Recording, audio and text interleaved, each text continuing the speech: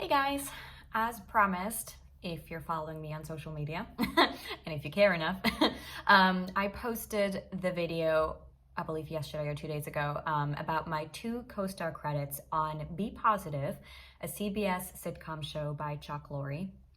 And if you're in the industry, most of you will know that getting two co-star credits on the same show, the same season, is very unlikely, just because a co-star means you usually have one line. And that can literally be one word sometimes. It's like, hi, hello, how are you? Here you go. What's going on? Like whatever it is, it's usually one very simple line that is a co-star. So, and if you were to be a character that has one line, but that same character comes back the next episode or in a further episode, then you're not just a co-star, you are a recurring guest star, right? Because your character has been developed and you are appearing in a second episode or a third and a fourth and so on. Then you are a recurring guest star. But for me, I was a co-star. I had one line, one character for that episode, and that character arc, that was it. There was no character arc. It was one little simple scene, and that was it. So to get another co-star, which means a completely different character in the same show, in that same season, not in like 4 seasons later, in that same season is unlikely because it means you're playing two different characters. So why hire one actress for two different roles with the chance of that person being recognized and the audience going, huh, why is this actress playing this waitress but also this nurse, right? That doesn't happen. So if you are interested in that, it's gonna be a longer video, bear with me. But it is my experience with how I booked two different co-star roles on the same show on a sitcom, a major sitcom, may I say, by Chuck Lorre. Chuck Lorre is only the creator of, Big Bang Theory, 2.5 Men, and so many more.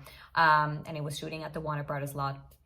So, and on top of that, I was not represented. I mean, I have a manager, but a manager is not even supposed to submit you for stuff. I did not have an agent, and I have not had an agent in years. I've had agents before when I was starting out. None of them worked out for me. So I've been doing this on my own for many, many years now, with self-submissions and the connections I've made through the years. So how do you book a co-star without an agent? Because we actors, when we self-submit, we do not have access to these wonderful breakdowns that we want to have access to, but we don't. All we have is Actors Access, LA Casting, Backstage, Casting Frontier, whatever it is you're using. But those are all great and fine. But what you'll find on there is the lower budget stuff, the indie films, the short films, student films, background, all of that stuff. But we do not have access to the big stuff, right? Like the Netflix shows, the TV shows, the big films, the feature films, where big names are attached to. We simply do not have access. You need an agent to have access for that. So it would basically be impossible for me to book a co-star role on my own with submissions because I just simply cannot. So here's my little secret. Most of you probably also know I do this full time. Yes, I work in entertainment full time. I don't have a side job, but to be able to do this full time, I'm not just an actor full time, because simply, let's be honest, there's not enough work for me right now to, be working as an actor every single day or every single week. While I do have a lot of engagements, it's not quite enough just yet for, to pay for all of my bills. So what I do is I still do that to this day. Background, stand-in, specifically stand-in and photo double work, you have to be SAG to do those. Background you can do as non-union if you are non-union, but if you're a SAG actor like me and you want to do stand-in and photo double work, you have to join the union to do that. And I will say, for that purpose alone, I will recommend it. I'm not sure if I can recommend joining the union right now, just because there's so much non-union work out there, because a lot of companies and producers are kind of trying to steer away from the union because there's just so many rules and regulations that makes it kind of impossible for them to make their project union. So there's a lot of non-union projects, a lot of non-union commercials. But if you are in the SAG union, you're only allowed to work SAG jobs. So what do you do? So I do photo double work, I do stand-in work, and that, my lovely actors out there, if you're starting out or if you've been doing this for years, I can only recommend doing stand-in work. I myself have kind of fallen into it years and years ago. It's not something that I was looking for. I frankly didn't know what a stand-in was. So if you don't know, what happened to me is years and years ago, probably 9-10 years ago, I signed up for Central Casting here in Los Angeles, and that is a company that tries to book you for background jobs. And then again, maybe 7 years ago or so, I got this text notification from Central Casting saying, you're booked for tomorrow as an SI. And I was like, what is an SI? I have no idea. So I tried contacting Central Casting. I didn't get a hold of anybody. So not knowing what that meant, I show up to set the next day, and it was a commercial for Proactive with the actress Julianne Hough. If you know her, she started as a dancer. She's now an actress as well, and she's been like the spokesperson for Proactive, or back then it was Proactive Plus. And it was a commercial shoot for that. And, we both at the time had blonde hair, the same height and everything. We looked the same. So as a stand-in, you should resemble the actor or actress you're standing in for, because you're basically becoming that person for that day, for lighting and camera setup purposes. So that means you should have the same height, the same hair color, the same skin color, preferably. Some DPs don't really care, they just need a body there. Trust me, I've stood in for children and I've stood in for very tall black men. So some DPs do not care, they just need a body. But some DPs are very specific and they need you to look as close to the actor or actress as possible. So I was an SI for Julianne, I'm blanking on her name, but the woman I mentioned. And I show up to set and I have still no idea what I'm supposed to do. I still thought I'm gonna be doing background. And I'm just, a big secret in this industry is fake it till you make it. You need to have a lot of confidence on the outside, even if you're not necessarily confident on the inside. So I was playing it cool, but on the inside, I was nervous and I had no clue what I was doing. So eventually they just put me in front of camera. They had the screen up and there was a teleprompter attached to the screen with lines, with her lines. And I stood there and, they did their thing. They set up the lights for me. They set up the camera angles. They asked me to do certain moves, so get closer, move back. And then they asked me to read the lines on the teleprompter to make sure that the distance is good enough, that the letters were big enough that I could read it and perform. And I did all of that. And then we moved outside. We had a scene and a car in a scene. Guys. We did a scene in a car, so I had to go into the car and talk to a camera while I was kind of not driving but pretending to drive, and I was just going with the flow, just doing whatever they asked me to do, right? And then we wrapped and I was like, oh, okay, I guess that's what a stand-in is. I'm her copy, basically. I'm her copy to set up camera and lights and all of that, so that the actor or actress has time, to do their hair and makeup, to prep, to rehearse, whatever it is, so they can have a break, and they don't have to do that kind of, it's not unnecessary work, it's actually very important work, but an actor shouldn't necessarily be there for it. They don't have to be there for that. Quite frankly, they have more important things to do because they have to prepare, they have to rehearse, they need a break, they need to have some water, get a snack, they're humans, right? They need to have a break. So for that, they have us stand-ins come in to take their place, to do the scene for them, for lights and camera. We rehearse with the crew so that when the actor comes back and is ready to shoot the scene, everybody and everything is ready to go. Now, that's a long explanation, but hopefully it helps some people out there. Moving years past, 5, 6, 7, 8 years later, that is what I've been doing, right? I've been able to really create a resume on with a lot of credits on major films, major TV shows for big stars, which has been absolutely amazing. And that's, I will say, because of central casting. I started my stand-in career and photo double career with central casting, and eventually, the more credits you have, when I self-submitted for stuff, they would see, oh, she has experience. She stood in for, I will say, I stood in many times for Amy Adams, who is literally my acting idol, for Jessica Chastain, another one of my absolute, like literally those two women are my acting idols. They just are. And they happen to have red hair. But I love them both dearly. I love their careers. I love the choices they make. And when I got to meet them and actually work with them closely, it was so beautiful to see who they are, and that they are really, really kind, beautiful, amazing women. There's no stardom around them.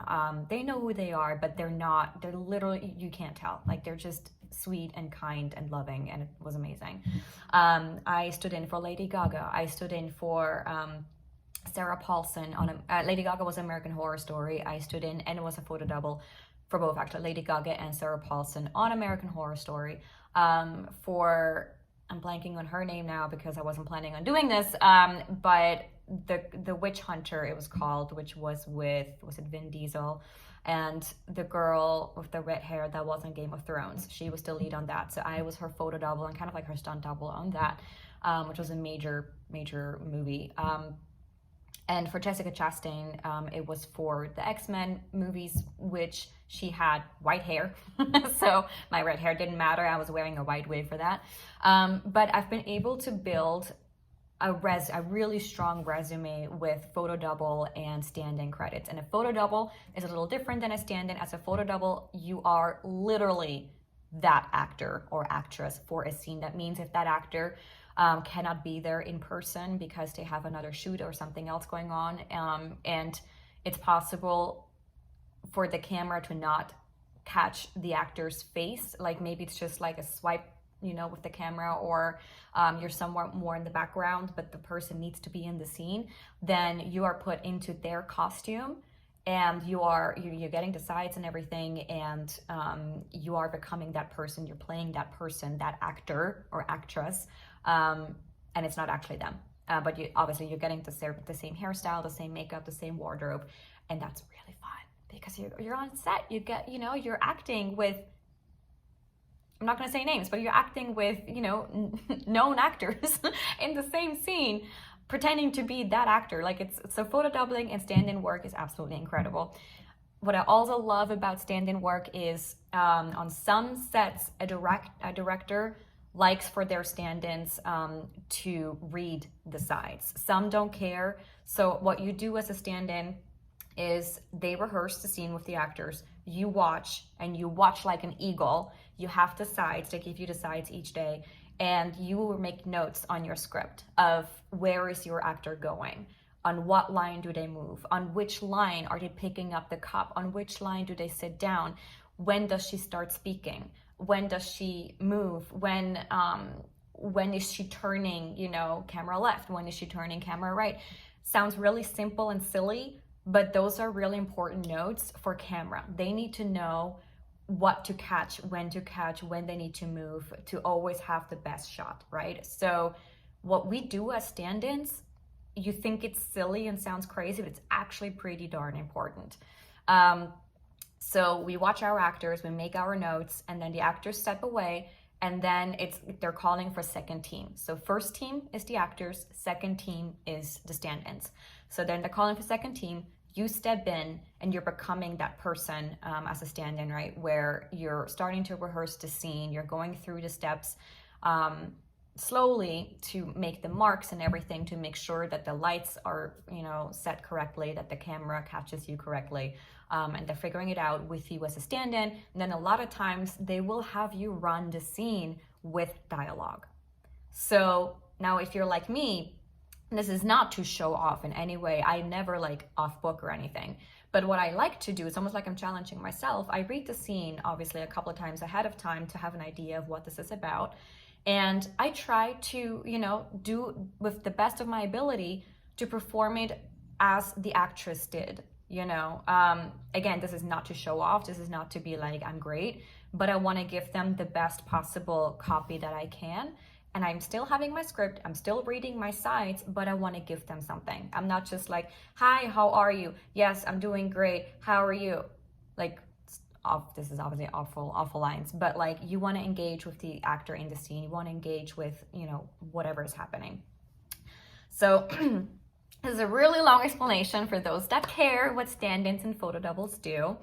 To say, this is, I had to kind of, I think, explain my journey of, you know, while I'm an actor, also doing stand-in work, doing photo double work, because it's so great and wonderful, because you're in front of camera, in front of amazing people in the industry, producers, directors, executive producers, showrunners. Everybody sees you, right? They have their monitors. They're all watching you. And if you're doing a good job, they will notice. If you're doing a bad job, they will notice. So you better be on your A game. You gotta be, like, don't be overly eager. Nobody likes overly eager people. Just be you, just be kind, be friendly, be available, be there, you know, don't wander off, wander around. Be always available, be close by so they're not looking for you. Be ready to go, have your sides, know what your actor is doing, be professional. Do not talk to the actors, I will say. If they talk to you, great. Don't be a fangirl or a fan man. Don't take photos. Just be professional. Be professional. Just be grateful that you're there. Do a good job. And just honestly, be an actor. You're not just a stand-in. You're an actor, right?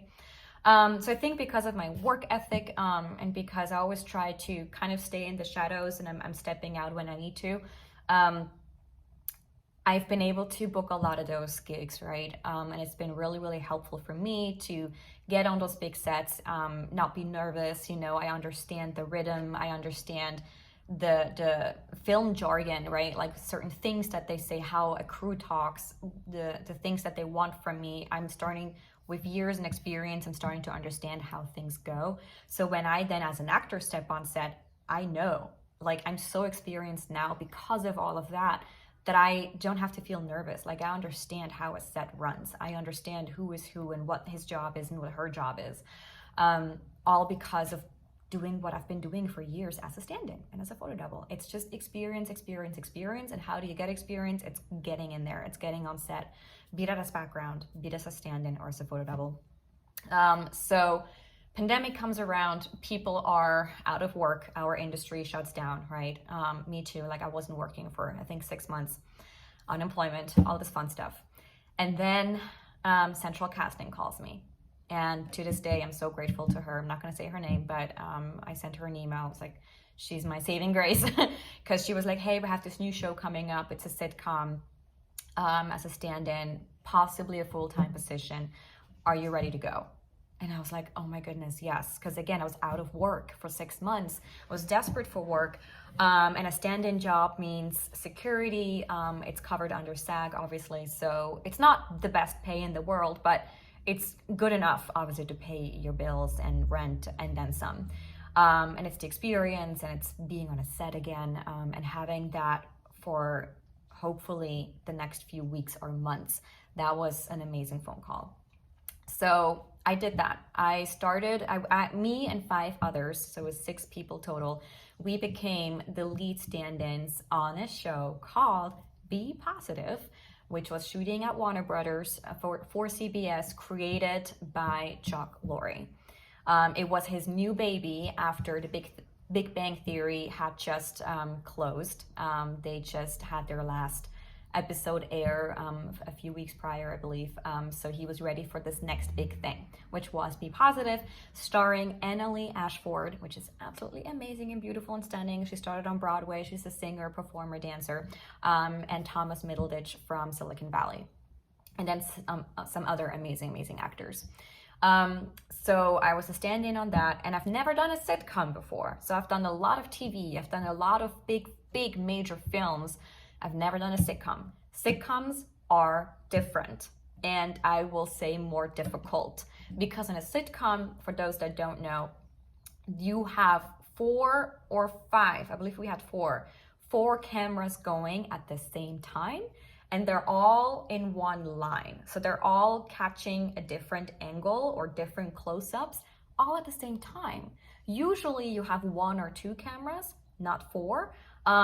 But a sitcom is basically like theater. It's basically like a stage, and then you have an audience. We didn't have an audience because of the pandemic, but it's set like a stage, and you're not breaking the 4th wall, right? So the 4th wall is the camera. So we had 4 camera teams, 4 cameras, and then the set. So we as stand-ins had to learn. It was very, very, very important to hit all the marks and hit all the moves that our actors were doing, because a simple move like doing this could mean you're blocking that camera. So you have to be really aware of how far is your actor moving on, how close to the table is she standing, how is she sitting down, because you could be blocking camera A or camera B. So there's camera A, B, C, D. Or maybe E if you have a 5th one. So it became very technical and very difficult. And it took me a minute to get used to that because it was new. And again, you cannot let people know that you're nervous and you don't know. So you're just gonna go with the flow. And I learned from other stand-ins too that have been doing sitcom before. For me, it was my first time. And I kind of got thrown into it. But as I was going, I was learning. And learning a lot very quickly. And it's been great. And then on sitcoms, they will definitely have you do lines because it just helps, because we have 4 or 5 cameras. It just makes it so much easier for them to get the rhythm, to get the speed, to know exactly when is she walking, what is she saying, what is she picking up, so that all 4 cameras can get a good idea of how the scene is going to play out. So for days and days and weeks, we would perform, we stand-ins, right? And Chuck Lorre, every director, we had a different director for every episode, all the producers, they would see you every day. They got to know you, they knew your name, they knew who you were because you were on camera every single day for weeks and weeks and weeks. And then, this is a really long video, so whoever who is still watching, I'm getting there, guys. But maybe this would help somebody. Because I think I never really told this story. But anyways, so I believe episode 11. So season 1, episode 11. So we've already been shooting for months. I don't remember how many. Like we've been shooting for weeks, maybe 2 months. Episode 11, because it was the pandemic, they really tried to not have a lot of background actors come in. They tried to keep everything limited. And they had this one role written with no lines that was supposed to be a featured background person. Featured background literally means you are being featured, but you're still background, which means you're not speaking. You're not a co-star. So they haven't booked that person yet, but they knew they're going to hire a background person to be featured in the scene. But that was going to shoot on a Friday. So on a sitcom, you rehearse Monday, Tuesday, maybe Wednesday morning, and then you shoot Wednesday, the rest of the day, Thursdays and Fridays. So I knew this scene is shooting on Friday. We were rehearsing the scene Monday, Tuesday. So the AD comes up to me and is like, hey, we haven't booked that person yet since it's just background. Would you mind just being that stand-in for that person, for that character? I'm like, oh yeah, sure, no problem.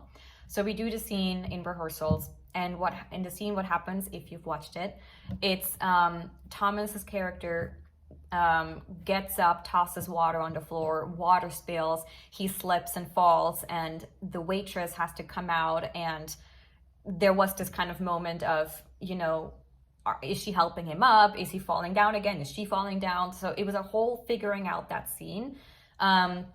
And we did that again and again and again, getting the timing right of me coming out and helping him falling down, and It became a whole thing. So we rehearsed this so many times. I still knew I'm just standing in. I still knew I'm gonna give those notes to the person that then will be playing this role of a waitress. I will be then telling the notes of, this is when you come out, this is when you're, either gonna help him get up or clean up the mess or whatever we decide to do. But we practice again and again and again. Shooting day comes around. And I believe it was the day off even, or the day before, I don't remember. But yeah. The AD comes back to me and he's like, hey, since it's such a technical scene with, a minor stunt happening and the timing is so important and you and Thomas have done it so many times now and you're comfortable with each other, would you be okay just being that person? Like, would you want to play the waitress? Again, featured background, right? And I'm thinking about it for a second because as an actor, and I do background, as an actor, once your background, especially a featured background on a TV show, the chances of you then booking a co-star, guest star, major role on that show are basically zero. Because once an audience sees your face, they're gonna recognize you, and the casting directors, the producers, directors, they are not gonna bring you back for another role if you've been established as somebody, even if you don't have lines. So I knew this role was very featured, but I was like, what are the odds that I'm gonna get a co-star on this show? Let's be honest, I've been in this industry for so many years, I haven't had a co-star. So I was like, sure, I'll do it. I was like, this is gonna be fun. It's a cute little scene. So I was like, yeah, no problem, I'll do it. So we shoot the scene, right? I don't remember, 2-3 takes of it. And it's fun and it's great and all, but something's missing. And I will never forget. I think it was our 3rd take. They call cut. And the director, Chuck Lorre, and the producer come up. Like, it's me on stage of that set, and it was a diner. And then you have those 4 cameras in front of you, lots of people behind the cameras that are, costumes, wardrobe, hair and makeup, producers, like all these, so many people behind the cameras. And I'm standing there looking out. And these 3 people come up and they're like, hey, so we're gonna give you a line. And on the outside, what I said was like, okay, cool. Literally. That is what I said. Okay, cool. On the inside, my heart dropped. My nerves. I was like, what?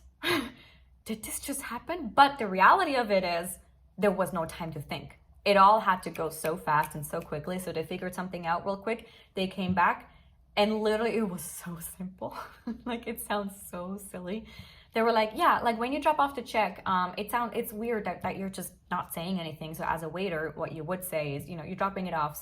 So say like, here you go. Super simple. I'm like, okay, great. You got it. I'm like, here you go. Here you go. Simple, right? Anybody can do it. So I go back behind the counter. I turn, like how I start is with my back towards camera, but I'm facing the cook, the background actor that's playing the cook. And I'm standing there. I'm looking at him and he looks at me. He was like, wow, congrats. You're gonna do great. I don't know your name, the background actor that played the cook, but thank you. You were so amazing in that moment because that is what I needed to hear because on the inside I was dying because suddenly everything inside just went bananas and the pressure of, oh my God, don't mess this up. It's so simple. It's 1 line. It's 3 words. Here you go. Anybody can say it. But suddenly the pressure was on. I don't know why, but it just was. But of course, on the outside, you're cool as ever, chill, whatnot. On the inside, I was dying. So they call action. I turn around, I do my thing. I drop off the damn thing and I say my line. Great. We do the scene. Great. We do it again. We do it like, I don't even know, 4 or 5 times maybe. And that was it. And that was wrapped. Done. And I went back to being a stand-in. So I was a co-star for an hour. I was a featured so I was a stand-in. I became a featured background person. I became a co-star and then went back to being a stand-in. And I was on such a high, I literally couldn't believe that this actually just happened to me after like 13 years in the industry. I was never a co-star. Now, believe me, I've done dialogue and monologue and pages and pages and pages of dialogue and long monologues. That's not the issue. I have so many credits as a leading actress, as a supporting actress, but they were all, low budget indie films or feature films, but nothing major with big budgets. So saying 1 line seems really silly, but the circumstance of it, saying 1 line on a big major CBS show by Chuck Lorre was a big deal. And let's not forget, I'm from Switzerland. you know, I have an accent. I'm an immigrant. I came here knowing nobody, not thinking I'm going to become an actor. So 13 years later, here I am at Warner Brothers on a stage on the sitcom with all these famous, known, huge, big people, and I have a little line. Anyways, I go back to being a stand-in. And then, you know, weeks go by again, and I don't exactly remember how it went down, but somehow they came up to me. It was, we knew the last week of shooting is about to happen. It was the last episode of season 1. And they came up to me and they were like, hey, we're going to give you another co-star. And I was just like, what? What? I had a co-star. You guys upgraded me. I'm getting another one? They wrote a co-star for me. They did not have, I didn't ask for it. Obviously, I would never ask for anything. They didn't have to do that by any means. They could have hired anybody. They could have hired their friends. They could have cast somebody. They did not need to do this, but they wrote a co-star for me in the same season. And this time, because what happened was when I got upgraded, I didn't get the full co-star experience, which is totally fine with me. I don't care about that. Like when you're getting cast as a co-star, you are, especially in a sitcom, the pay is a little different because you're basically getting paid, I believe, for 2 or 3 days that you're there, or like the 5 days. I don't remember the terms. But also that means you're getting a trailer, you know, you're getting to be part of the rehearsals and the table read with all the producers and the director and all of that. I didn't have any of that, obviously, because I was upgraded on the spot. So because that didn't happen to me, they wrote this other little co-star for me so that I could have that experience. I'm just like, I was mind blown. I was like, why would they do this for me? They don't have to do that at all, but they did it. So, but I guess, so the thing was, how am I going to be another co-star? Because I was very, very much visible in that first scene, if you've watched it, that scene in the diner with Thomas Middleditch falling down and cleaning up and all of that. So it's very visible. It's like, how am I going to be another co-star? Am I going to wear a wig? Like, are they going to make me look different? So what they said was, I'm going to be a nurse. I was like, okay, cool. But a nurse that has a face covering, like a mask, and my hair is going to be tied back and everything. So basically all you see is this, right? And I was like, okay. And I'm okay with that. I am. Just knowing it is me, it's my voice, it's my person, it's me. I'm getting the credit. That is the only thing I really care for, is the credits and the experience on set.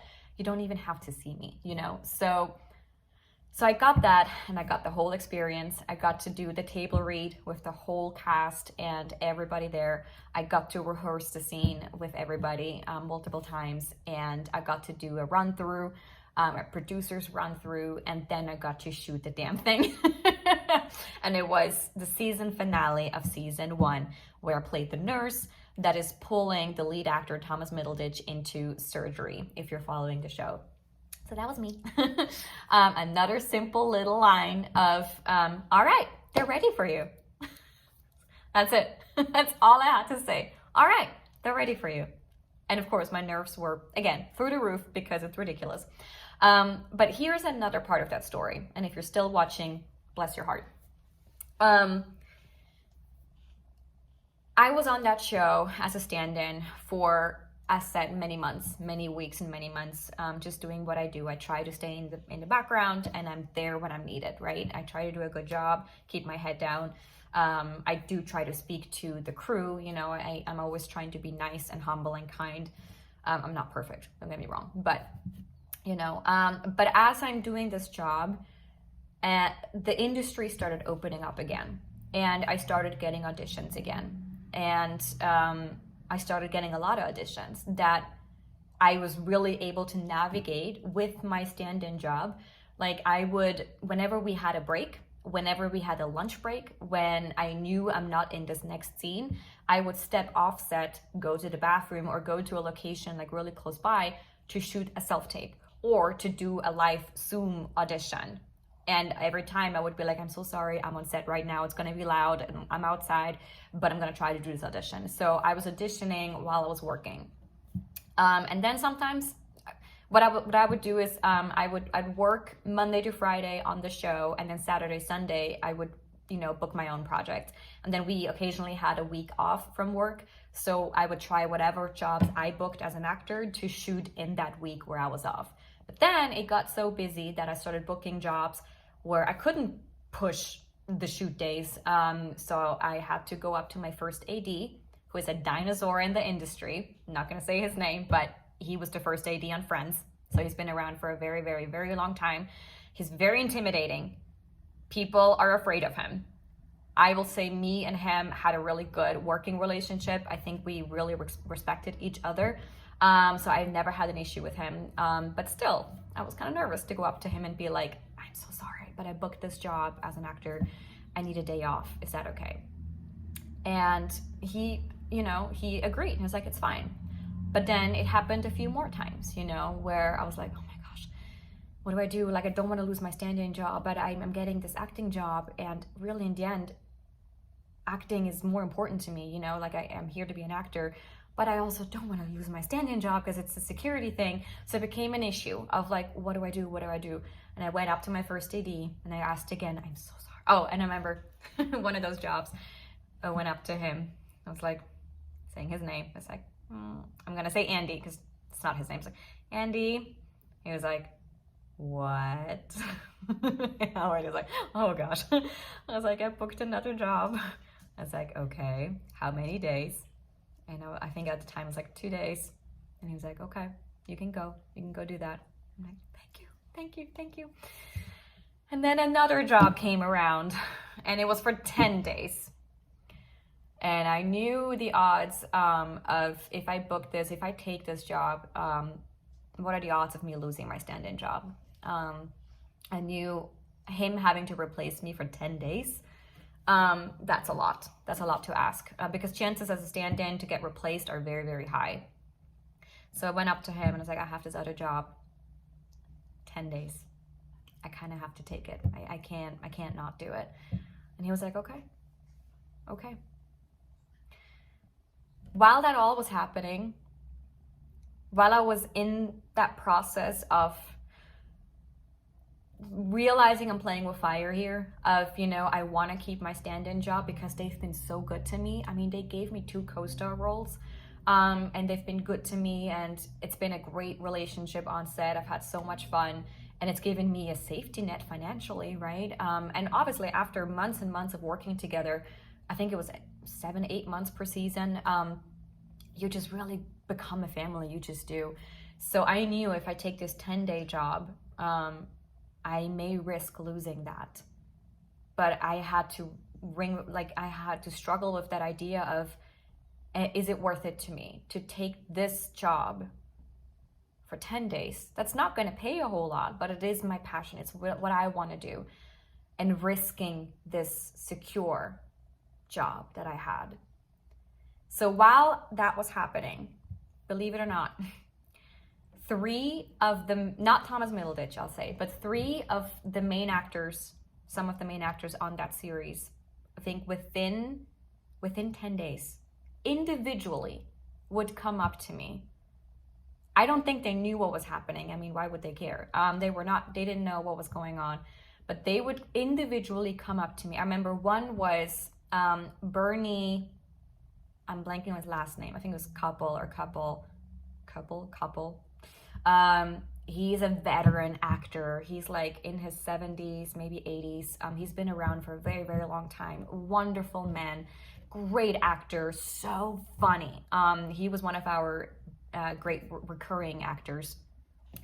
And I remember when I did my rehearsal for one of the co-star roles, he came up to me and he kind of tapped me on the shoulder. And he was like looking at me and he was like, what do you want to be when you grow up? I love him. And I kind of looked at him and was like, well, I'm doing it. This is it. And he was like, you're an actress, right? And I'm like, yeah. And he's like, and you want to be an actor? And I'm like, yeah, yes. And then he was like, then why are you a stand-in? And I was just like, well, I kind of have to, you know, I'm not that lucky that I can just act full time. Like I need to, you know, pay my bills. And he was like, let me just tell you, make sure you don't get stuck here. And he said when he was younger, again, remember he's in his 70s or 80s, he was like, when he was younger, when he was starting out, a lot of his friends back then were stand-ins and they didn't make it. And he was like, I got out of that and I put acting first. So make sure you don't get stuck here. You're not a stand-in. And then I think we went to rehearsal and whatnot. And that, I was just like, and the crazy thing is, one of my friends on set, one of my fellow stand-ins, he took a photo of that moment with me and Bernie having that conversation. And I just, you don't even see my face. It's the back of me, but it's him talking to me. And that moment means so much to me. Just him telling me that, I was just like, wow. But also I was like, easy for you to say. You're like a major star. So, you know, I can't just like be like, bye stand-in work, I'm gonna be an actor full time. And then another one of those actors, and he's one of the lead actors, amazing guy, so talented, so funny, and goodness is he kind. I'm not gonna, again, just to protect people, I'm not gonna say his name. It's not Thomas, but one of the other lead actors. I was in my little room, like we stand-ins had a room, and he came in, just kind of stopping by because he's such a kind person. He would say hi to everybody, so he would come in and say hi to me. I was by myself. He would come in and say hello.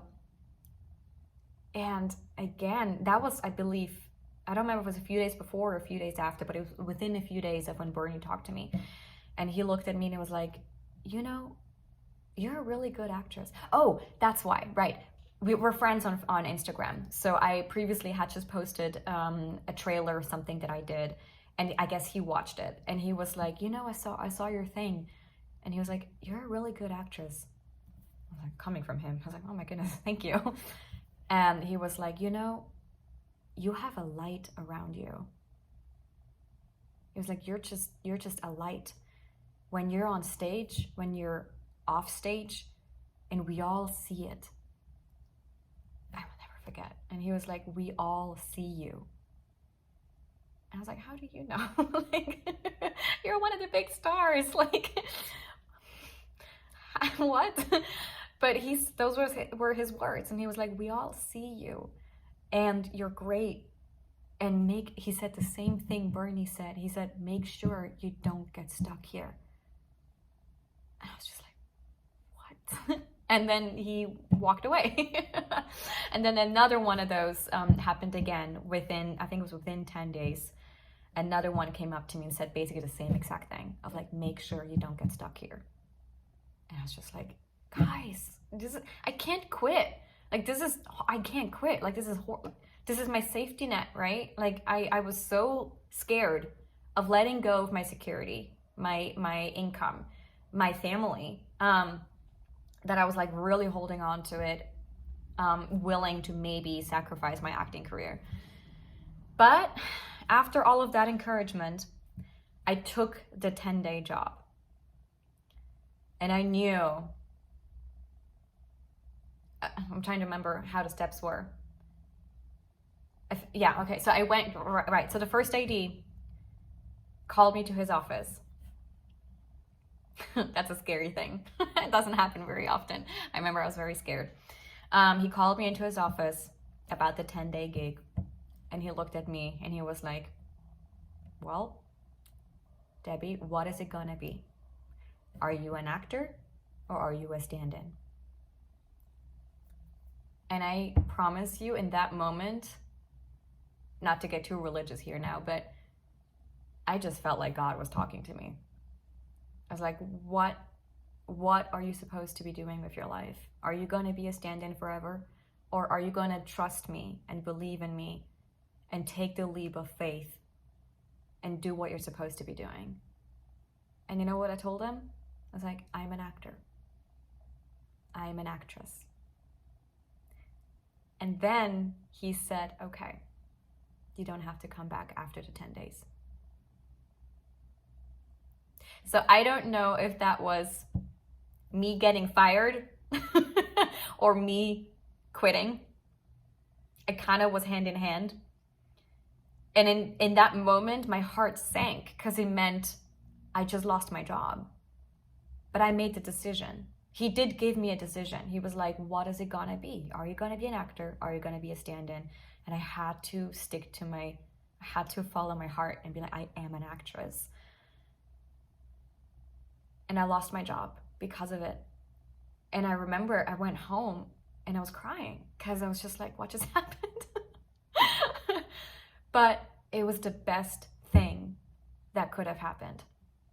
Because after that, and I was terrified, I was absolutely terrified of what's gonna happen. I just lost my job, my security net, my safety net, all these amazing people. I couldn't really say goodbye to people because it all happened so quickly. But I went on my 10-day trip, on my 10-day work trip, which was amazing. And then after that, things just happened. I've never been this busy as an actress before. Doesn't mean I work every single day, but I've been continuously been busy booking and working. And again, I did not have an agent. I still was all through self-submissions. But it just gave me that boost of, if not now, when? It's like, I'm all in. I'm doing this 100%. And it's been the craziest, the most difficult, but the most beautiful and amazing experience. And I do know that was God pushing me of like, just take that step. And when I just came back from Atlanta, I visited Martin Luther King's, home, birthplace, and resting place and museum.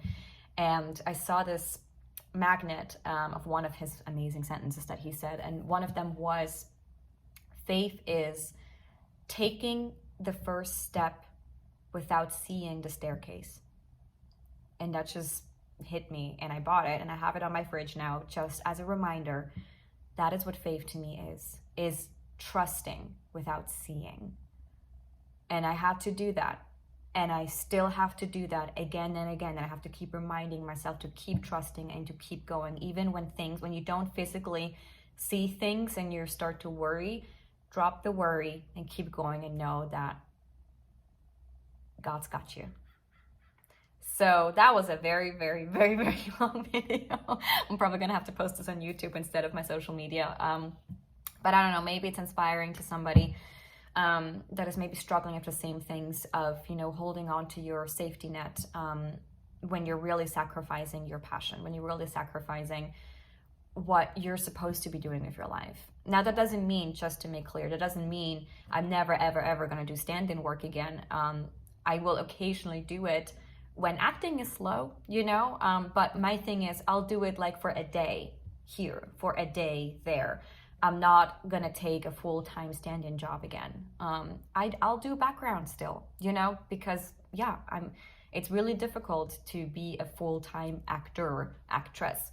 So I still do those occasionally when my other jobs are slow, but I don't do the full-time stuff again because it just limits me and my availability. But I've done that, and I'm grateful, so intensely, immensely grateful for the experiences I've had over the years being a stand-in on that show. I will never ever forget my experiences on that show, the people I've met and what they've done for me when they didn't have to.